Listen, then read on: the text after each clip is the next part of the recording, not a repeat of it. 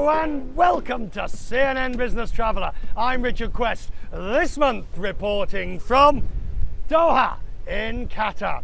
The city has just hosted the 70th annual general meeting of IATA, the organisation which represents the world's airlines. And executives have been coming here to discuss the future of aviation. 3 months after Malaysian Airlines Flight 370 vanished, and no one can still quite believe what's happened.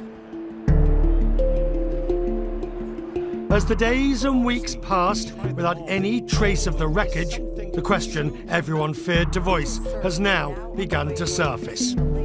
In a day when an iPhone can be tracked in an instant, how could a 777 simply disappear without trace? I think everybody is first of all extremely surprised and secondly extremely worried that a large commercial airliner can disappear completely, and what are we now, nearly 3 months later, we still don't know where it is and we haven't found it. I promise you, the industry wants to fix this. As tens of thousands of aircraft take to the skies every day, the Malaysian tragedies raise the question, when are planes visible to air traffic control, and when are we out alone in the skies? Planes are currently tracked using 2 radar systems. There's primary radar, which reflects radio signals and measures the approximate position of the plane. Then there's secondary radar, relying on an aircraft transponder. It feeds back additional information, such as identity and altitude. Once an aircraft is 250 nautical miles from landfall, radar coverage fades. And crews maintain contact using high-frequency radio. Under current regulations, planes only have to communicate once an hour or so. The rest of the time, they fly over the Earth's vast and remote oceans alone. The Malaysian Airlines disaster was not the first time the industry's been made aware of this potential problem. In 2009, Air France 447 crashed off the coast of Brazil. It took 2 years for the wreckage to be located. Air France made immediate changes through a satellite-based system called ACARS. We have an automatic tracking system which sends messages with some data of the flight data of the aircraft every 10 minutes.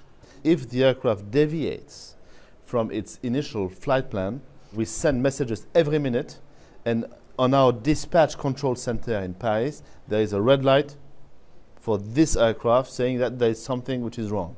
So the tracking is much more accurate, and we know minute by minute where the aircraft is. Many airlines, they have the equipment, the ACARS equipment, the satellite connection on board. So then it's a decision plus some investment, but not huge investment to increase the frequency of the messages.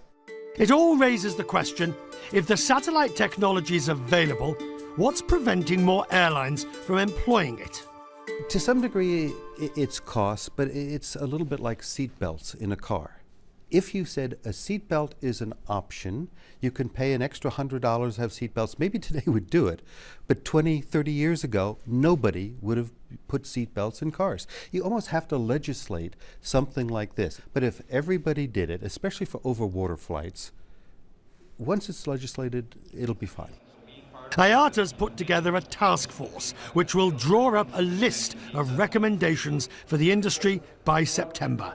There are some carriers that are very sophisticated right now that have the equipment that may only need a software change. There are others that will have to start from ground zero. It's not going to be an easy task, but we've put together some of the best experts in the world. All of the vendors, and there's 30 of them by the way, that we have vetted, will get their chance to tell us exactly what their product can do and how they can make that happen.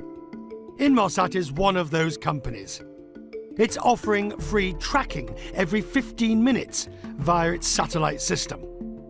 Then there's Iridium, which is set to launch next year, that uses satellites in low Earth orbit, meaning lower powered radios can be used.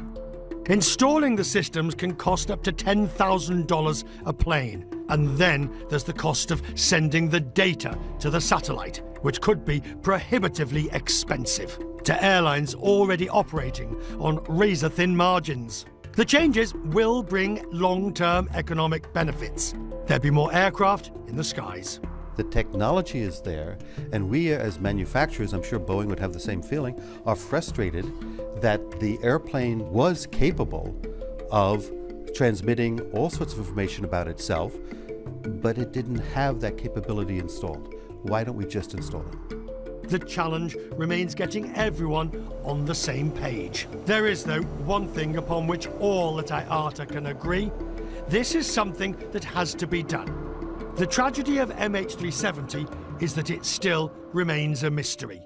The future hope is it never happens again. Stay with us. After the break, we'll take you on a tour of the Pearl, and we'll visit some of the sites of Qatar's luxury new hotels.